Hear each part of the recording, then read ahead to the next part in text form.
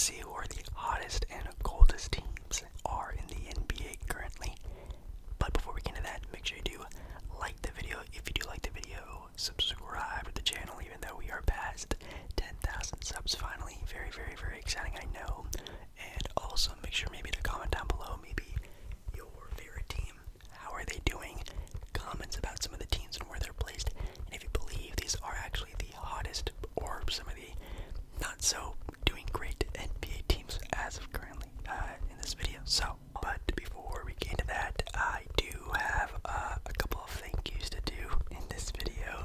Since yesterday in my last video, you guys went really crazy with all the super thank yous, super comments in yesterday's video, the 10K subscriber video, and wow, I just am dumbfounded. I'm speechless over the kindness you guys showed. Not only obviously in the comments, there's like over or near 100 comments already on that video. Lots of likes, and again, really lots of super comments, which I cannot thank you enough. So first and foremost, thank you so much to Dyson. He's been around the channel for quite some time. He had a lot of really kind words to say. Thank you so much, Dyson.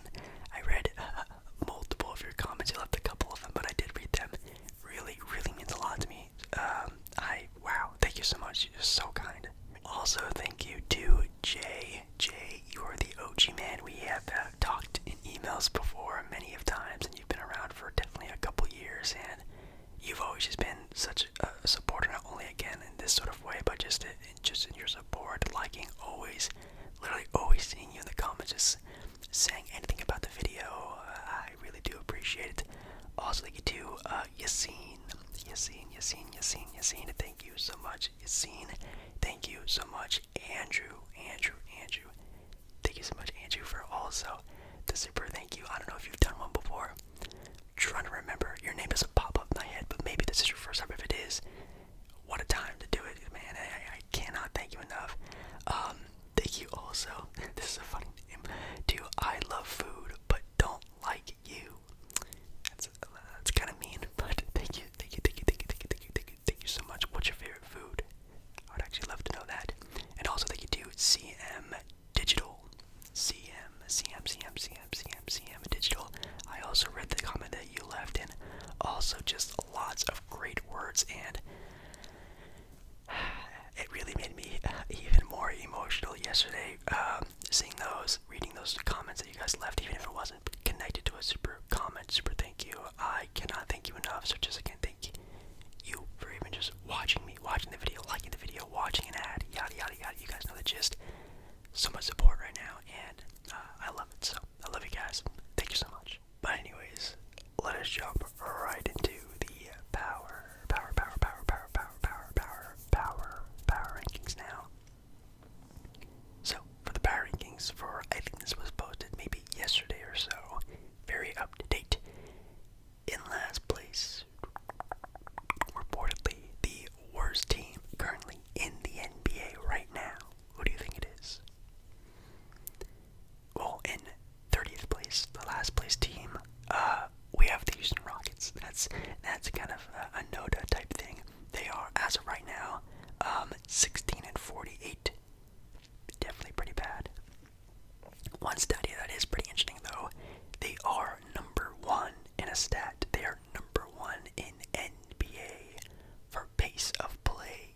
So they are apparently the fastest paced team in the NBA, which is actually a really good thing. Obviously on that team, a lot of people are very young, very athletic. Obviously when you're talking about Jalen Green or even Jason Tate, very high pace of play players, which is good. I think it's actually a stat they should keep throughout this little rebuild that they're going on right now. But yeah, last place, Houston Rockets. I would probably also say they're probably the worst team in the NBA right now. I think they definitely probably have a pretty good chance of getting a top 3 pick, which again, a lot of these sort of bottom feeder teams are going to be definitely in tank mode, and I think Houston's definitely leading the flag when it comes to tanking, but they're supposed to be bad. They're still looking for probably their cornerstone guy. Oh wow, okay, so in 29th place, we actually have the Indiana Pacers at 29. Wow, that's interesting. I think talent-wise they're not down there, but I guess maybe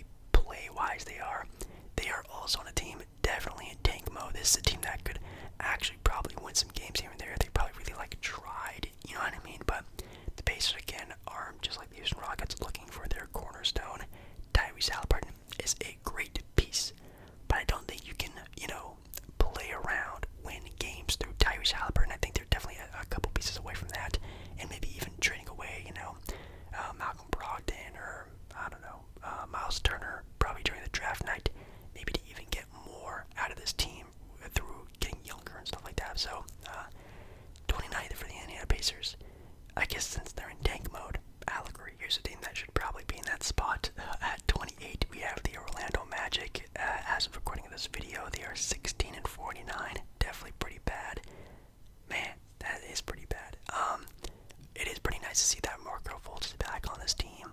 Definitely one of my sort of like rooting for players, because man, he's just not had a lot of luck in his career, and hopefully he can get a little bit more of a shot now. I have no idea if maybe he is the odd man out when it comes to the guard trio of himself, Cole Anthony, Jalen Suggs. Maybe they even look for another guard somewhere in the draft. I don't know. It could definitely go a lot of different ways, but maybe he'll find himself in a trade or something like that. Marco Fultz is definitely a bright side of this team, but they're also looking for their go-to guy, and maybe this year they finally find it in a Chet Holmgren or Jabari Smith Jr., something like that. 27, and a team that's actually been like almost, I want to say, picking it up a little bit at the end of the year here is the Detroit Pistons.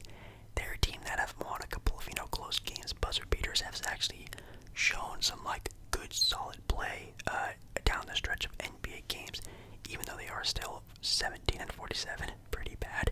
But I've seen them, they've gotten more, I think, used to playing this NBA style, and how they're getting better and better and better. That's definitely referring to more of Cade Cunningham himself, but even the rest of the team, it seems like they're playing a lot better together, which is really nice to see. But definitely would love to see a handful of players go on this team. I think they're definitely probably going to be drafting Chet Holmgren if they can get the chance. They're definitely looking for a center to play alongside Cade Cunningham for the foreseeable future, and I think Chet would be a pretty nice pickup for this team. So they're going to be down there in the power rankings for the rest of the year, trying to tank for a good pick. At 26, we have the Oklahoma City Thunder. Man, I think definitely a team that next season could be maybe like the next like Memphis Grizzlies, Cleveland Cavaliers story team. If they can also get lucky in the draft. Obviously, health on this team kind of hurt this team a lot this year. I think SGA hasn't even played a lot of games this year, which is pretty sad to see. But you know what's crazy? This team is 12th in pace in a top 10 defense. The Thunder, 10th when it comes to defensive rating. They are last place though when it comes to offensive rating. So, you plug in a couple pieces here and there. You sort of try to even that out a little bit. This team could be scary next season, especially with the right draft pick. And obviously they have all the draft picks in the world to trade. So I say they might be my sleeper pick for next season to be that sort of surprise team of the year. 25, we have the Portland Trail Blazers, and of course that's very good for me to see that. Definitely want them as low as possible. I see them being anywhere from like the bottom 6 or 7 in draft odds to hopefully try to jump in the NBA draft. And I hope it's them, because there's always one team always jumps, and I feel like hopefully Portland can be that team that jumps to at least into the top 3, top 4. I feel like that will be a blessing for sure, but we'll have to wait and see. But yeah, Portland right now, definitely in tank mode. I mean, they're literally resting Anthony Simons, Josh Hart. They're resting these guys. Even Yusuf Nurkic had some sort of like a foot problem, and they pretty much are going to rest him for the entire season as well. So tank mode for sure for Portland. 24, we have the San Antonio Spurs. Also a team that I think next season with the right draft pick, maybe they pick up some sort of surprise free agent. Could really be, again, a surprise team next season, obviously with the rise of DeJounte Murray. But being 24th in the power rankings, I 100% believe this. Their stat line, though, is pretty interesting. They're 13th in offense, 19th in defense, 4th in pace. So obviously when you're playing for Greg Popovich, you're playing the right way. They just don't have, people to close games, score the buckets. I think, again, right pickups here and there. This team next season could be really good, but this season, you want them to be bad, because there's still a couple of pieces here and there to even being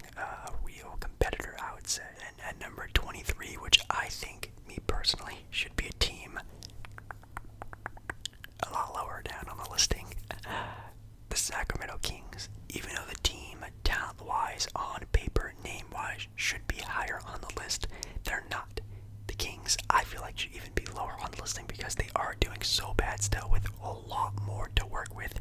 It's pretty sad, actually. Definitely a team that, I don't know, it's a tough situation for them. I feel like they are going in a good direction.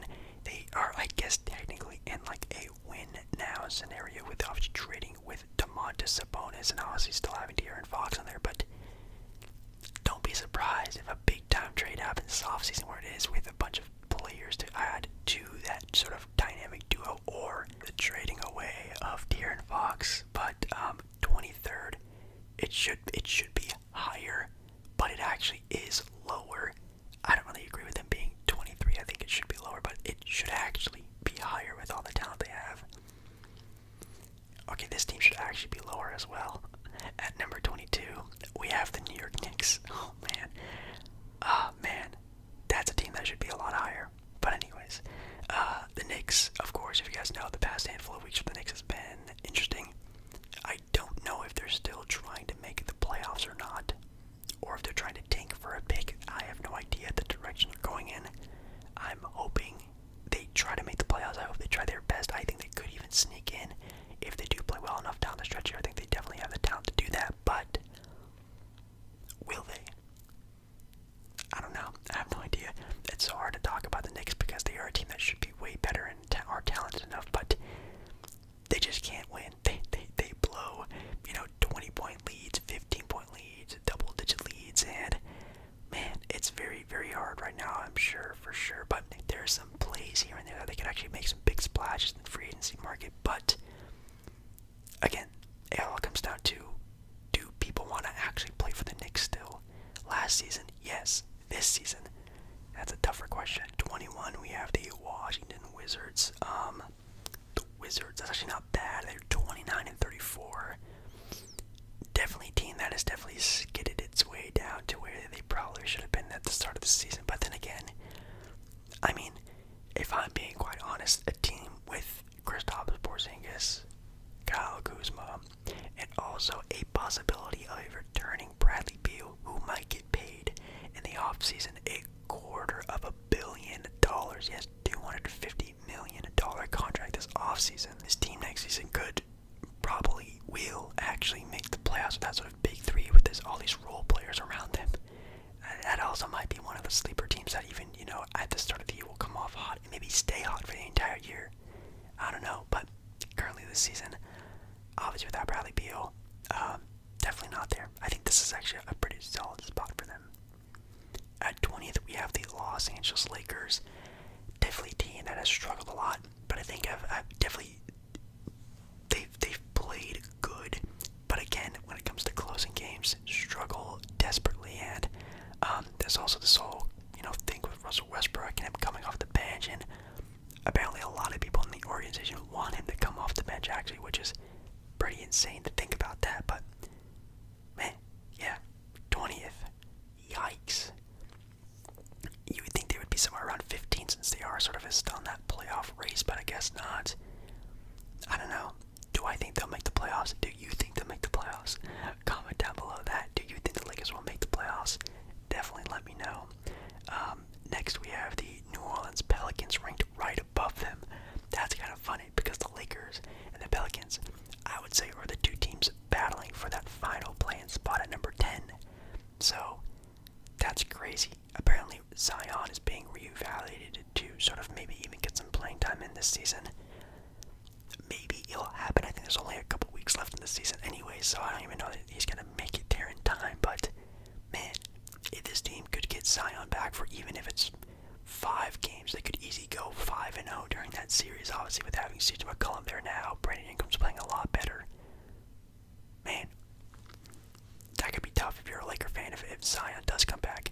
Even though it's not going to be great Zion, if Zion even makes a return this season, they could really make a big sort of pull and push for the playoffs, and the Lakers might find them ways out of there. I don't know, man. But at number 18, we have the Brooklyn Nets, which is again pretty wow. I guess play-wise, yes, they are probably one of the coldest teams in the NBA. But now, Kyrie Irving and Kevin Durant are both back to playing.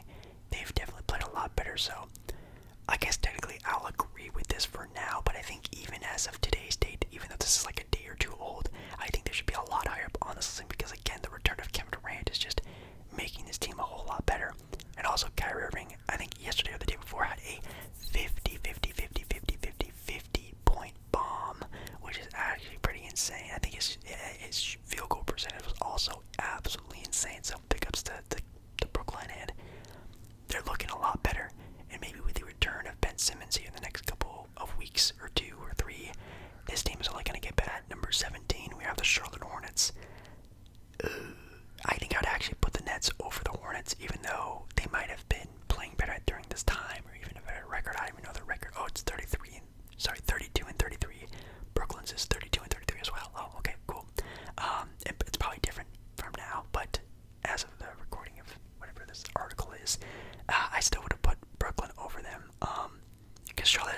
a lot. They definitely don't play the same, look the same, act the same.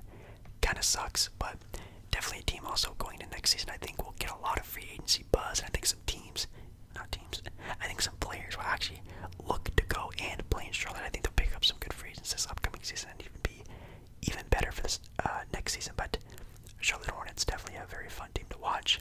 16, we have the Toronto Raptors. Whoa, that's kind of low, I think, for them. I feel like they should be up higher on this listing, maybe. But Toronto, a team that's also a very scary team. I think if they can play against a Brooklyn Nets team in the playoffs, man, or a play-in series, they could beat the Brooklyn Nets, and that could be fairly interesting to see if Toronto beats Brooklyn in the play-in, man. That'd be crazy. I think they have the potential to beat any of those 4 play-in spot. Oh, I guess it'd be 3 play-in spot teams, not counting them. They could definitely find their way into that 2 seed. I would definitely put my money on that because they do have that sort of talent, young talent, even with obviously Gary Trent Jr., Scotty Barnes, but they still have that sort of veteran leadership with Fred VanVleet, Pascal Siakam. And that's a team that you probably really don't want to see matched up in the first round if you are a top-seeded team, because they could definitely catch you off guard. They have some championship pedigree in them still, so very scary. Atlanta Hawks are 15th. Wow. The Atlanta Hawks are 15th in the power ranking. I feel like a team that has definitely has seen better days. It shouldn't be that high. But as of the recording of this video, they are the 10th spot right now. Oh man. You know what, I guess that is a team that would also be kind of scary in a play-in series. Obviously going to the Eastern Conference Finals last season. Could be a team that could just randomly catch fire again and just dominate its way into the playoffs, and also into a play-in, also into a playoff series against the team. Definitely don't want to sleep on them too much, because obviously Trae Young can go off for against 60 points any given night. But as of right now, for our power ranking, I think should also probably be a lot lower on this list. I'm surprised Toronto isn't higher. We have the LA Clippers at 14th, which is understandable. The Clippers are actually 7th in defensive rating, which I think is what really gives this team all of its sort of juice, if you want to call it. They're a good defensive team. A lot of scrappy role players on that team, and I haven't really heard anything about a return of Paul George. If you guys know anything about that, definitely let me know down in the comments, because I haven't heard or seen anything of Paul George returning for the playoffs. I have no idea if they're even going to let Paul George return to the playoffs. I think, of course, Kawhi is definitely not going to return, but dang. For a team that is right now in the 8th spot right now, would go up against a Minnesota Timberwolves team in the play-in. Ooh.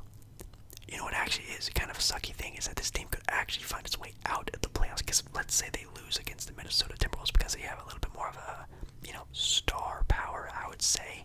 And that's usually how, and what wins in playoff series. Would you trust the Clippers to beat the Pelicans, or even a fully healthy Laker team with AD and LeBron? Would you trust them? I don't know. And dropping a lot of spots. Oh man, we have the Cleveland Cavaliers.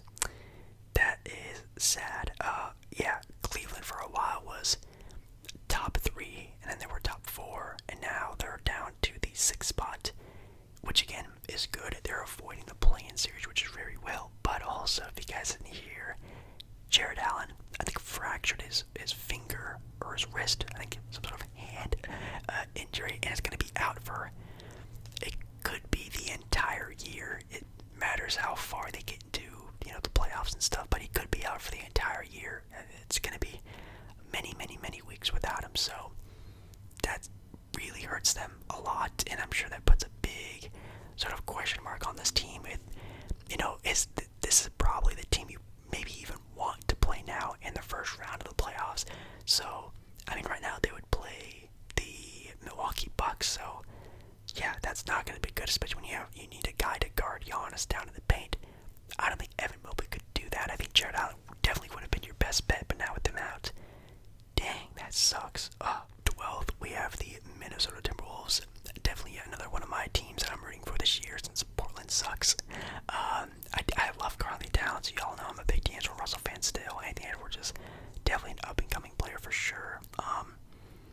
This is going to be an interesting Timberwolves team for sure to look at.